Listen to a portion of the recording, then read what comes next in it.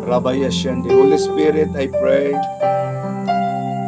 Tonight, I release the grace of blessing upon all the members of the Ladder to Heaven virtual ministry and all over members of Ladder to Heaven ministry all over the Philippines. And I proclaim, Lord, sa tanan Ginoo nga naga-subscribe sa YouTube channel, I declare your blessing be upon them. Lord God, I declared healing upon them, Lord. Sa tanang members sa Ladder to Heaven ministry nga nagbalatian o sa tanan nga subscribers sa YouTube channel sa Ladder to Heaven TV. In Jesus' name, amen and amen. Palakpakan na ito itong Ginoo. Og welcome sa tanan. Maayong gabi. Salamat sa pag-apas, Roslen, Jeffrey, Bibi. O ang uban, I do not know what's the reason anong wala sila kaapas. By the way, kinahanglan ta mo pa dayon. Amen. Praise the Lord. Hallelujah. Hallelujah. Praise the Lord. Okay, sa makausap pa maayong gabi. Welcome Jane sa virtual ministry. O sa tanan nga naga-subscribe sa YouTube, nagatanaw saan man kayong dapit ng Pilipinas, saan man kayo dako ng Pilipinas o maging sa ibang bansa. Good evening, good morning, kung anong oras man napanood ninyo ang mensaheng ito. May the Lord bless you and keep you. O ato ta sa atong declarations. Number 1, okay, ako anak sa Dios. Ang akong kinabuhi, iya lamang ni Kristo. Iya lamang ni Kristo. Si Kristo alang kanako, Si Kristo alang kanako. walay labot ang yawa nako. Dabot ang yawa.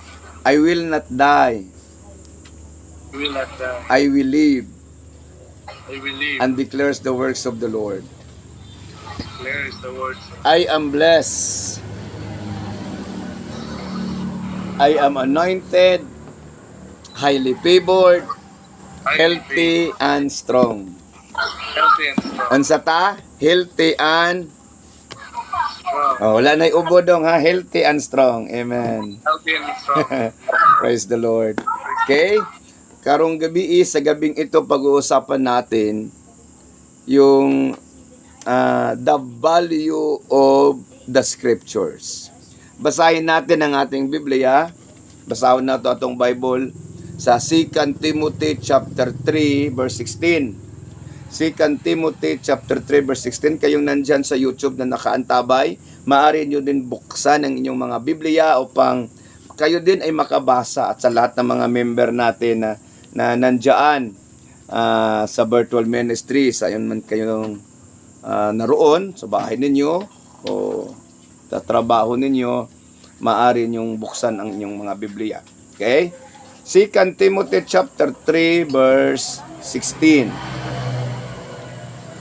2 Timothy chapter 3 verse 16 and 17.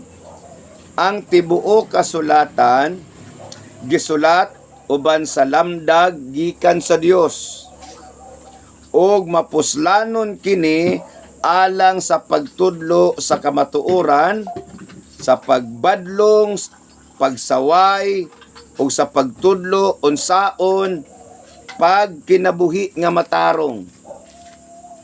Aron ang nag-alagad sa Dios masangka pag-ayo ug maandam sa tanang maayong buhat. Okay. Sa Tagalog basahin ko. Ang lahat ng mga kasulatan na kinasihan ng Diyos ay napapakinabangan din naman sa pagtuturo, sa pagsansala, sa pagsaway, sa ikatuto ng nasa katuwiran, upang ang tao ng Diyos ay maging sakdal, tinuruang lubos sa lahat ng mga gawaing mabuti. Okay. Ano ang ibig sabihin ng talatang ito? Na ang tibuok nga kasulatan, the whole scriptures, old and new, ang purpose para tudluan ta, ang purpose para masangkap ta ang purpose para masabta nato, maintindihan natin ang purpose, layunin ng Diyos sa bawat isa sa atin. Pag sinasabi ang tibuok kasulatan, whole scripture, ibig sabihin yung old and new. Hindi mo po pwedeng paghiwalayin. Sa ngayon, marami pong mga Kristiyano na doon lang sila nakapokus sa Old Testament at meron din naman doon sa New Testament. Hindi po pwedeng paghiwalayin yung kasulatan sapagkat ang kasulatan ay may bagong tipan at may Old Testament. Ang karaan nga kasabutan o ang bagong kasabutan. So kanang duha karon na ay purpose para mahimo tang sangkapon. The very purpose of the scripture is to prepare us aron magkinabuhing matarong atubangan sa Dios. So ang pinaka-importante sa pulong sa Ginoo, ang pinaka-value, ang pinaka-purpose muna itong gisgutan, the value of the scriptures. Ang bili, ang purpose, ang katuyuan, ang importansya sa kasulatan aron ta maprepara inig atubang nato sa Ginoo nga ang atong kinabuhi dili sa lawayon atubangan sa Dios. Amen. Hallelujah. Walay lain nga purpose, walang ibang dahilan, walang ibang walay lain nga hinungdan. Ngano nga ang Ginoo nagpasulat sa iyang mga propeta. Nganong ang Ginoong Dios iyang gitudlo sa katawhan ng iyang pulong aron ma-prepara kita inig atubang nato sa Ginoo. Kinusa man ta mo atubang sa Ginoo? Kinusa ta mo atubang? Mao nang ingon ang Biblia sa Hebreo 9:27. It is appointed unto man once to die and after that the judgment. Pagka tayo po ay namatay na ay haharap tayo sa hukmanan sa Ginoo, sa kanyang hukuman at tayo'y hahatulan ayon sa ating gawa. At kung ang ating pamumuhay ay hindi naaayon doon sa kasulatan, kung ang ating pamumuhay ay hindi na-align doon sa kasulatan, ang ihahatol po sa atin ng Panginoon ay hindi po natin magugustuhan. Hallelujah. Kaya ibinigay ang kanyang salita habang tayo'y buhay pa para may chance pa tayong baguhin. May chance pa tayong iwasto ang mga pagkakasala at pagkakamali natin, ang mga pagkukulang natin sa Panginoon. Naapatay kahigayunan nga bag-uhon nato ang atong kinabuhi. Naapatay kahigayunan nga dili ta masilutan pinaagi sa pag-aplikar sa pulong sa Ginoo. We must give time, quality time to read your the scriptures, your Bible. Tagaan natog panahon ang Biblia nato nga atong basahon, dili lang ang cellphone, ang Biblia. That is why I encourage you to use the physical Bible. I will not encourage you to use the Bible apps. Nga naman, human ninyo og basa sa Bible sa verse, isa lang naka-verse inyong basahon, and after that, balik na mo dito sa scan, so makalimot na ta sa Bible. So, ay kayo nga nasa YouTube at kayong mga kapatiran sa pananampalataya, use the physical Bible. Amen. Hallelujah. We must give time to read your Bible and to apply it. Kaya dalawa yan. Read and apply. Lahat magsabi, read and apply. Read and apply. Okay, anong sinasabi ng Joshua 1:8? Be strong and be courageous. Meditate the word day and night. Meditate the word day and night. Bakit ba natin i-meditate yung salita ng Diyos day and night. Why daily? Nganong dili man weekly? Nganong daily ta mo basa? Okay. Unang rason, it helps us not to be deceived by the tactics of the devil. Number one reason ngano nga taga-adlaw ta mo basag Bible, bakit araw-araw tayong magbabasa ng Bible? Number one, it helps us not to be deceived by the tactics, the traps of devil. Makatabang ni sa tua nga dili ta mahulog, hindi tayo mahulog sa traps ng diablo. Dili ta mailad, dili ta ma-scam, dili ta mabudol sa yawa. Muingon nang manang yawa, okay raman ka mo simba, basta tayo lang ka magbago. Amen? Munang daghan kayo nagsimba, wag yun mabago. Pero ingnon nato atong kaugalingon. Kinahanglan ka mabago kung musimba ka sa Ginoo. Sige. Inay nyo kaugalingon. Kinahanglan ka mabago kung musimba ka sa Ginoo. Para dili masayang ang imong kinabuhi. Okay. One reason bakit daily natin basahin at daily natin i-apply ang salita ng Diyos, it help us not to be deceived by the tactics of the devil. Number two, it will absorb to your inner being. Okay. Kung adlaw-adlaw ta mo basa sa Bible, ma-absorb ni siya sa atong inner being. Unsay atong inner being? Ang atong kalag, ang atong kaluluwa. Ang ating kaluluwa, that is the inner being. Yung ating katawan, that is the outer being. Naintindihan? So, pagka kanunay tang nagbasa, ma-absorb ni siya sa atong inner being. So, ma-apply yun nato. Makonsensya man ta, kabantay ba mo pag nagbasa mo Bible? Nya mabasahan dito, imong kinaiya, naa dito ba? Makabantay ba yata nga, naaman akong batasan dahi adi-ari, oh. Di man di ay malipay ang Ginoo ni akong batasan, oh. Nakabantay mo, nakasulay mo. So the Bible itself will rebuke us. The Bible itself will teach us. Muna ingon siya ang tibok kasulatan. Gisulat uban sa lamdag sa Ginoo para mapuslanon sa pagtudlo, sa magmatuto, sa pagsaway. Nganuman, kung dili ta mo basa, lain mo saway sa tuwa, mahiubos man ta. Pero kung mabasa ta, maigo ta, di man ta mahiubos. Amen? Mahiubos ba mo sa inyong kaugalingon na nagbasa ninyo maigo mo? Mahiubos mo, di. Di ba? Hindi ta mahiubos. Nga naman, saan ni mo pagkahiubos ng ikaw may nagbasa? Nasabtan? Amen. Hallelujah! Praise the Lord. Okay. Ikatulo na rason, it will help us closer to God.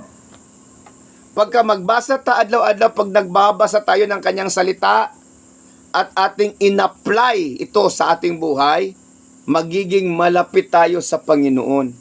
So sayon lang di kayo para maduol ta sa Ginoo. Pinaagi ra siyang pulong. Manang ingon siya sa John chapter 15 verse 7. If you abide in me, and my words abide in you. John chapter 15 verse 7.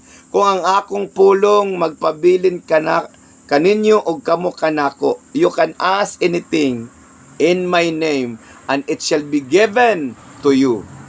So, importante nga atong basahon ang pulong sa Ginoo adlaw-adlaw. Amen? Ang pangutana, kamo nga nasa YouTube, adlaw-adlaw ba ta nagbasag Bible? Asa may ginaadlaw-adlaw natog tan-aw ang ugbasa, ang mga quotes sa reels o sa uban pang mga naa sa cellphone o ang Bible? Sige, honest lang yun tano.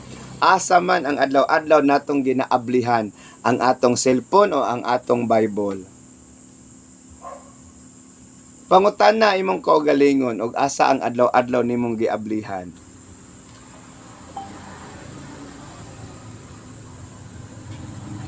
taas kamot sa di gyud malikayan, ang cellphone gyud ang adlaw-adlaw maablihan. Di ba? Talagsa ra kayong Bible maablihan, pero ang cellphone, matulog, magkaon, manghugas, mag-CR, unsa pa jud? Okay, timan ato ni ha, katong tulo, bakit araw-araw dapat magbasa? Ito'y nakakatulong sa atin upang tayo ay hindi malinlang ng dyablo. Ito'y, pag nagbasa tayo, it will absorb. Ito'y tutuloy sa ating kaluluwa. Papasok, tatago sa ating puso ang salita ng Diyos. If daily tayong nagbabasa at in-apply natin yung ating nabasa. Number 3, it helps us closer to God. Okay. Nganong gikinahanglan nato ang Bible, tagaag panahon. Kay ang Biblia, naa din ha ang kubinan sa Ginoo. Walay lain libro nga naay kubinan ang Ginoo sa tao, sa Biblia lang yun makita. Dili sa Googles, dili sa YouTube. Sa Bible nato makitaan ang covenant sa Dios o sa tao. Munang kinahanglan natong higugmaon ka ng tagaan natong interest ba mo basa tag Bible ba? Number 2, diha sa Bible ang balaod o ang prinsipyo sa Ginoo iyang gibutang para makahibalo ta sa iyang prinsipyo o sa iyahang balaod. Naa din ha. Number 3, naa sa Bible ang iyahang plano sa kaluwasan. Plano sa kadagaya. Naa sa Biblia makita nato nga ang Ginoo nagplano para ta mahimong muuswag. Di ba moingon ta pananglitan kung pangutanon mo, kumusta naman mo? Moingon dayon ta maura gihapon, di ba? Pero kay born again naman ta, pag pangutanon ta, moingon na ta, praise the Lord, ang Dios nagpanalangin. Amen. Hallelujah nga naman. Tungod kay na maunay design, maunay plano sa Ginoo sa tuwa. Ang plano sa Ginoo nga maluwas ta, ang plano sa Ginoong Dios nga muuswag ta. Dili niya plano nang magkalisod-lisod ta. Dili niya plano nang mabulit sa utang. Dili na niya plano nga magpakilimos ta. Dili plano sa Ginoo nga ngayang mga anak mahimong makaluluoy.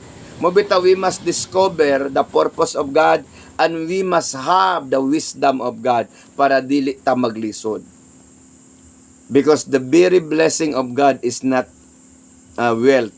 It is mental health and physical health. Wisdom, that is mental health. Wisdom. Makadato ang panalangin sa Dios, dili mo labaw ang kakugi. Munang bisan pag gamay ra kag sweldo, pero kung kaantigo ka mo plaster sa imong kwarta, di na mahurot dayon. Pero kung magpatakara mo pamalit bisan unsa, unya pag ulit ninyo sa inyong bahay, mo napalit nga magamit ninyo, patakaraman mo o gwaldas sa inyong kwarta. Munang ingon ang Biblia, ang tao mausikon, ang taong gastador, sa walay padulngan nga gasto, mahimong mapuok. Pero ang giingon sa Biblia sa Jeremiah chapter 29 verse 11, I have a plan set for you, plan to prosper you, not to harm you, plans to give you hope and a future. So, ang plano sa Ginoo sa to kadagal na ana sa Biblia. Mabasa na to sa Biblia. Jeremiah chapter 29 verse 11. John chapter 10 verse 10. Ingon ang Bible, I have come that you may have life and have it abundantly. O, di ba? Nianhi ako aron makabaton kamog kinabuhing madagayaon. Nagplano ba ang Ginoo nga mapobre ka ken? Wala. Unsay plano sa Ginoo? Madagayaon. Unsay plano sa Ginoo sa imong hata? Madagayaon. Unsay plano sa Ginoo sa imong hajin? Madagayaon. Unsay plano sa imong Sister Mariel? Madagayaon. So inig-abroad ni Sister Mariel, munang ang mga anak sa mga nag-abroad, akong ginabadlong ginasultihan, ayaw mo pagpataka o gasto kay dili lalim mag-abroad. Kanang mga sasiman, di ba?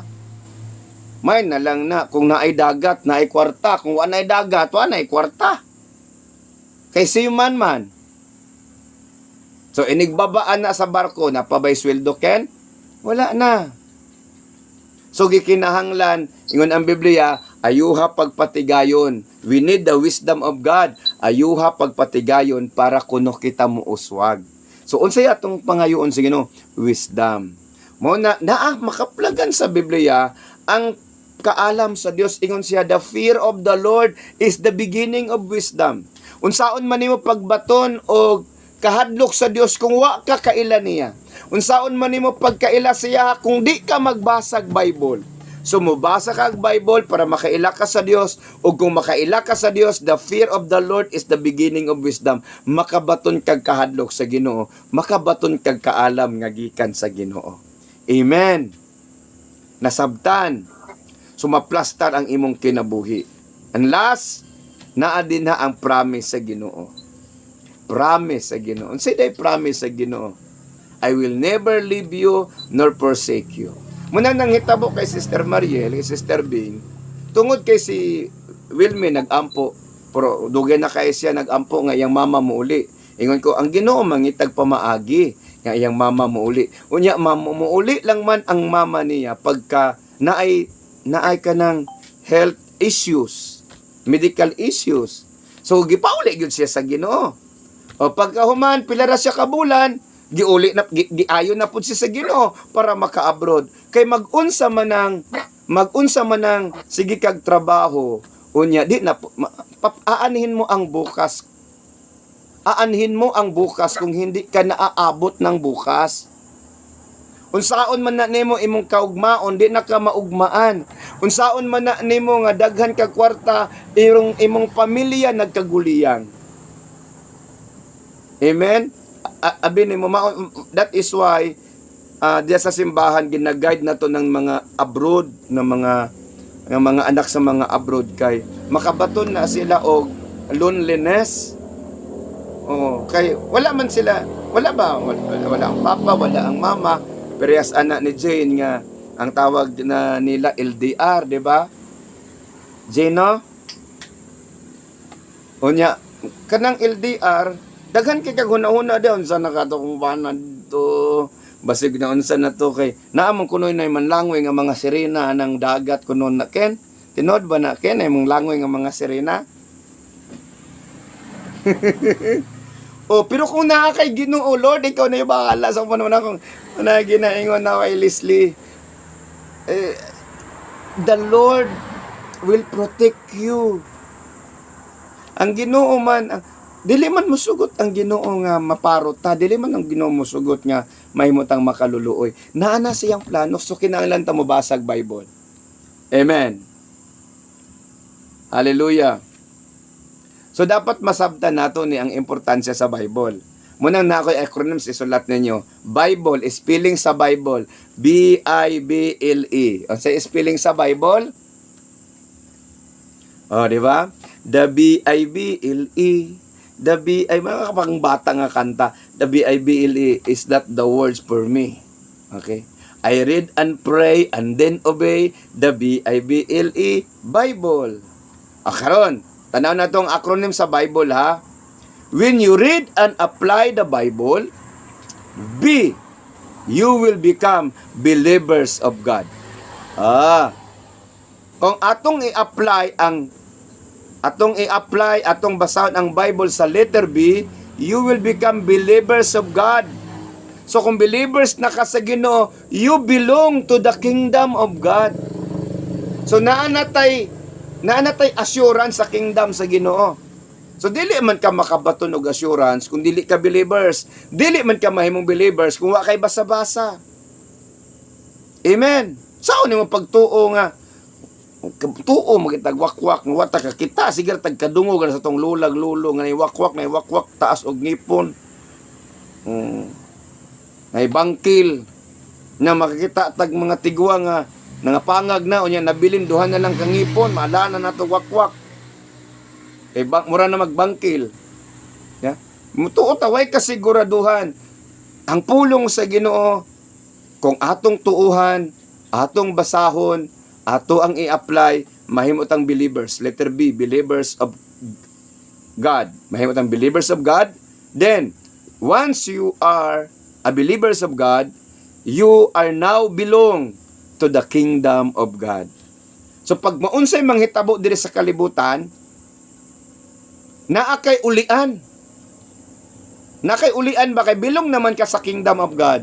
So na kay ulian. Muna ingon siya sa John chapter 14 verse 1, do not let your heart be troubled. Believe in God and believe also in me. In my Father's house are many mansions. Ingon siya, muanhi ako. Mubalik ako. Muanhi ako. Aron ko haon ko kamo. Aron kong asa ako. Adto usab kamo. Para kung saan ako paroroon ay nandun din kayo. Kaya ako'y pumarito ulit. Babalik ako at pangkukunin ko kayo. Kung tayo po ay nagiging mananampalataya na sa Panginoon, believers, we have now the access of the kingdom of God.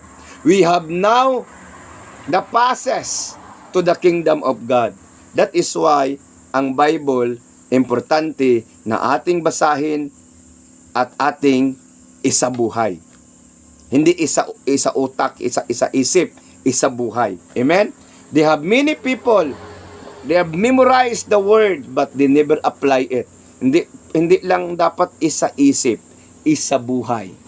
So ingnain mong kaugalingon, isa buhay, hindi lang isa isip. Isa buhay. Letter I. Sulat ninyo, letter I sa Bible. When you read your Bible and apply it, your insight, lahat magsabi, insight in the spirit realm will become visible and clearer.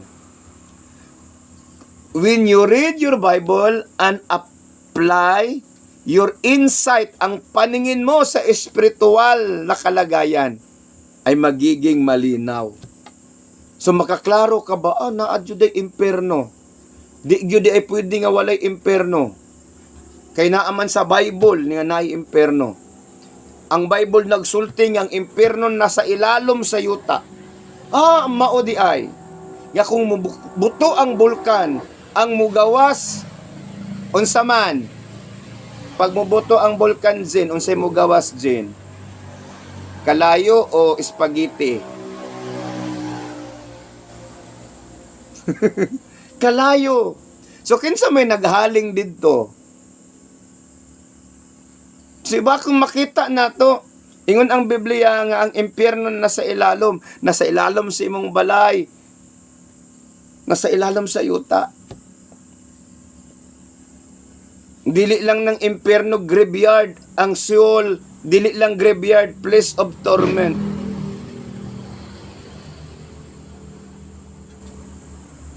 Maunang bulkan, breather na sa impyerno. Ang mga scientists nakadiscovery and they concluded that, ang sabi ng isang scientist taga USSR, as a scientist I never believe in God nor the Bible, but as an atheist I never believe, as a communist I never believe the Bible because USSR is former communist country. I never believe God, I never believe the Bible, I never believe the concept of God. But as a scientist, I believe in hell because we dig the gates of hell. So the many scientists can discover that hell is beneath. Hell is nasa ilalom. Your insights about that, your insight about the kingdom of heaven, your insights about the spiritual conditions, magiging visible. Makakuan na ka ba? Maka-discern ka ba? Hala, ngano maning mga tao no nga, nisamot man kadautan, kani adto sitsitan raman sa ginikanan, maminaw man ang mga anak, karon ang mga anak na may musitsit sa ginikanan, nabali naman. Mubuto naman na ng ugat sa tong liog ug tumawag sa tong mga anak, di naman maminaw. Yeah? Naminaw ta? Lahi na karon, di ba? So, makita ni mo na, dili ka makaingon nga, mura man lang gihapon ang kalibutan, pastor. Mura lang gihapon kay green ang mga tanom. Pero how about the atmosphere of the spirit realm? How about the character? Di ba? Tanawa ha, kani adto ang mag-short ba? Kamu nga nasa YouTube, listen carefully. Di ba kanang mag-short sa una, kanaramang nasa balay. Kanang nasa balay ba? Kanang mumubok kay short gani nga mga pinapuok na short. Kanaramang nasa balay. Tanawa karon kanang na uniforme na ang short maadto kag mall, makita nimo Ginoo ko kay mura na nagpantilit ang mga kababayan. Nya dili na pud magpalupig ang mga tigulang. Nisabay sa usong ng mga tigulang nga mga paa sa mga tigulang in town nga murag kanang ganing murag kanang gibutangan og putsukan ba daghan na kay bagit-bagit. Nga niingon gud ang Ginoo mo nang sa atoa sa ladder to heaven. Manggawas ganita sa atong balay, ayaw ninyo ipa-display inyong mga legs. Nindot man na og salikwaot, ayaw ninyo i-display. Amen? Hallelujah. Praise the Lord. White leghorn mo nagpatani, ayaw i-display. Pero karon makita nimo ang mga babae ang sinuotan mong lugwa na halos ang mga dapat nakatago. Tuyo-tuyoon jud. That's the sign of the wickedness of the world. Ngayon ang Biblia mo samot kadautan ang mga tao. Magtuman na lang silang gusto. Magtuman na lang silang gusto. Dili na sila Diyos noon. Mahilig sila sa kahilayan. So when we read the Bible and we apply it, our insight in the spirit realm will become clearer and visible. Makakita na ba? Maudi ay. So unsay atong solusyon? Makita nato ang atong solusyon. Ngano nga ang atong mga anak kani ang mga anak kani adto o ang mga anak karon lahi, maynaw mo. Kani adto walay cellphone. Naminaw mo? Ang ilahang kalingawan pangadji. Kalingawan sa mga bata unsa pangadji man. So mga bata inig alas 6 mga di na ilang mga lula kusion kami mi kaniadto di may maapil og pangadji. Di man mi kasabot di ta mo apil kusion. Karon cellphone naman.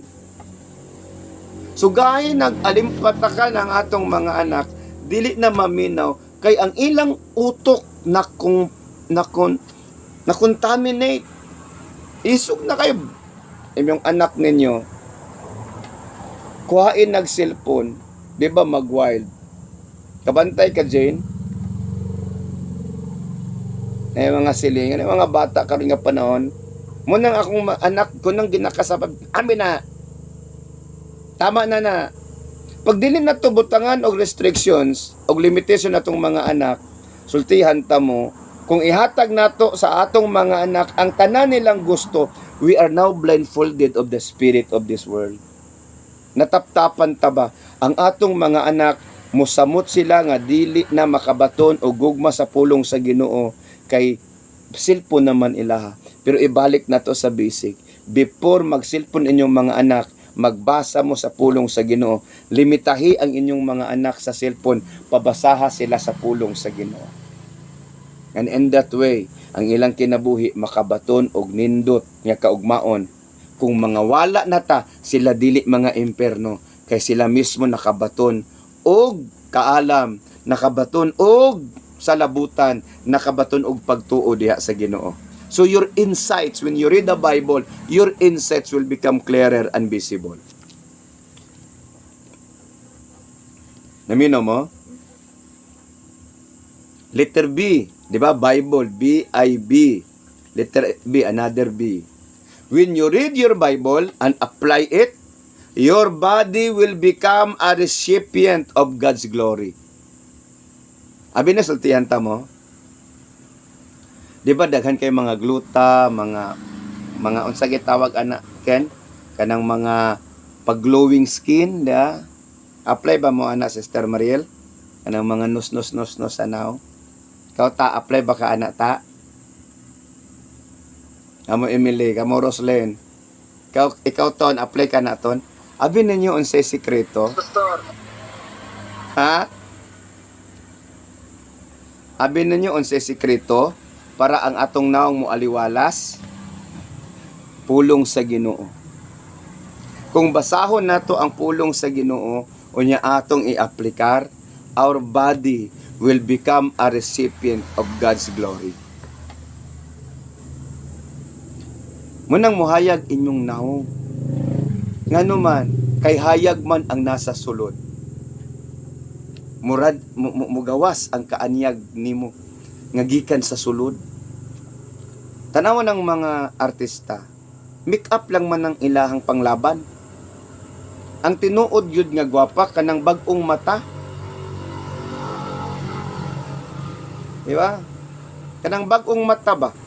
Muna tinuod nga gwapa kay mo man ay tinuod nimo nga naong. Mapuno na imong naong anang mga pang-concealer, di ba? Mapuno na imong naong anang pang-concealer.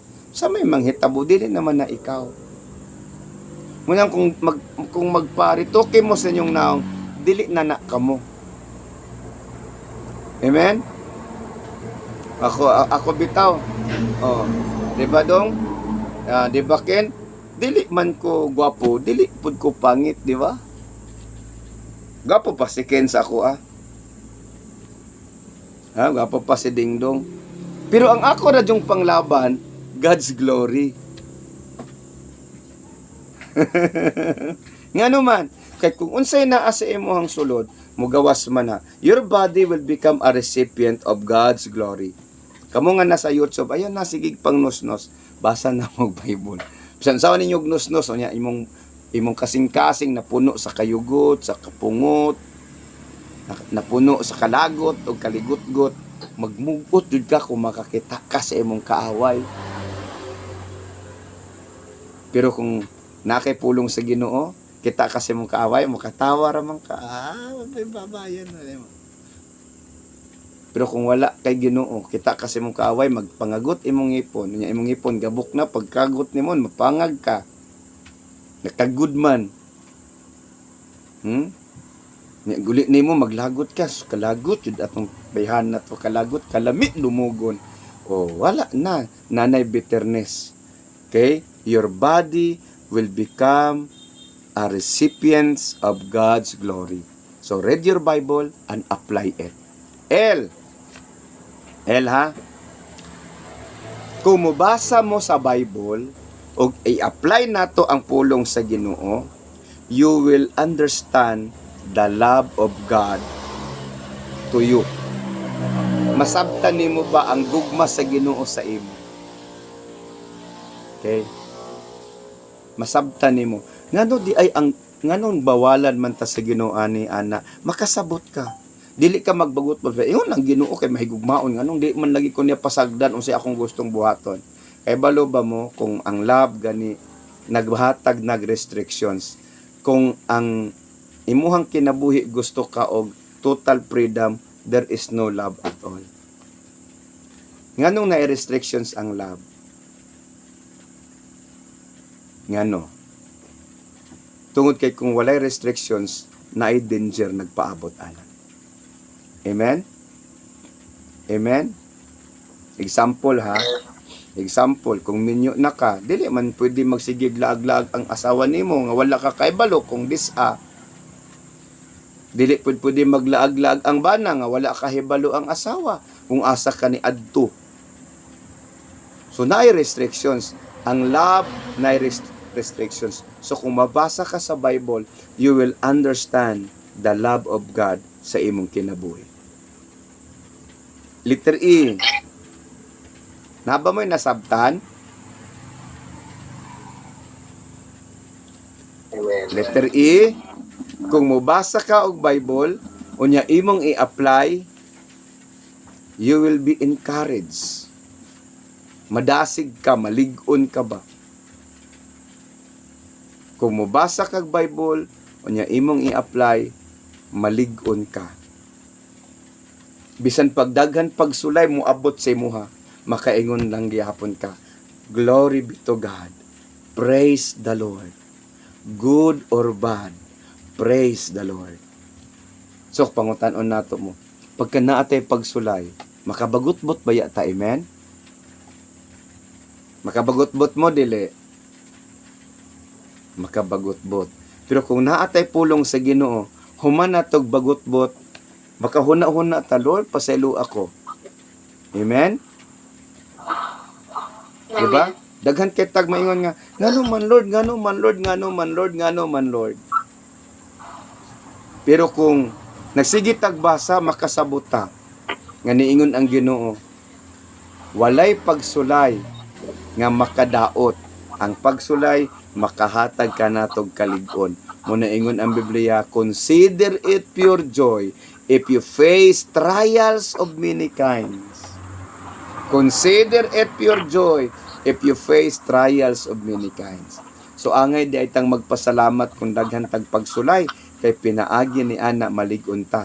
Pero gikinahanglan ka nga mobasag pulong sa Ginoo para dili ka ma backslide, dili ka ma tumba, dili ka ma discourage. Kay ang pulong sa Ginoo maghatag man nimo kalig-on. Amen. Amen. So kanus man ta magbasag Bible adlaw-adlaw. So I encourage you, I encourage you nga magbasa tag Bible. Let us pray. Father God, Lord, salamat nga naay nasabtan ang imuhang mga anak. Tanan nga nagtan-aw sa YouTube, nag-subscribe. I do not know, Lord, unsa ilang mga challenges sa kinabuhi.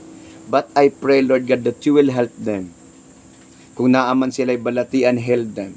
Kung naa sila sa kalibog, Lord God, show them the way. Kung naa sila, Ginoong Diyos, mga utang badbari sila, Ginoo. And Lord God, I pray that you will bless them with good health and sound mind. Sa mga anak nimo, Ginoong Diyos, nga naa, Ginoo, nag-a-appeal sa virtual ministry, I declare and I decree, Holy Spirit, your blessing be upon them. In the name of Jesus. Hallelujah. O Rabashanda Dayasika Rabahad. Lord, I declare your blessing, O God, sa kinabuhi, Ginoong Diyos, ni Jane, Madrea family, sa kinabuhi ni Tata Madrona, sa Lumangyaw family, i-bless ni mo Obordo family, Wapili family, Lord. I declare your blessing, O God, upon Suwan family, Mandaw family. I proclaim it, Lord God. I declared it, O God, in Jesus' name. Sa tanan, Ginoong Diyos, nga wala maka-appeal, Ginoong Diyos, I do not know the reason nga nung wala sila ka-appeal. I pray, Lord God, that you will touch them and remind them in the name of Jesus. In the name of Jesus. I release the grace of life upon them, Lord God, those who are watching us in YouTube and those who have belonged to the ministry of the ladder to heaven, in Jesus' name. Say amen when I declare this blessing to you. The Lord will bless you and keep you. The Lord will bless you and His face shine upon you. Amen. The Lord will bless you and be gracious to you. Amen. The Lord will bless you and give you peace. Peace be to you and into your house and everything that you have. In Jesus' mighty name, amen and amen. O kung kamo nga naa sa YouTube, kung napanalanginan mo ni ini nga mensahe, you can share this message by sharing the channels that we have, the Ladder to Heaven TV. Kung karon pa mo nakatanaw, nakanood, kindly subscribe us, then post the notification button para updated po kayo sa mga kaganapan at updated kayo sa mga pagtuturo namin. Amen? Okay? O I hope nga dili mo magsawa nga manood sa Ladder to Heaven TV. God bless you.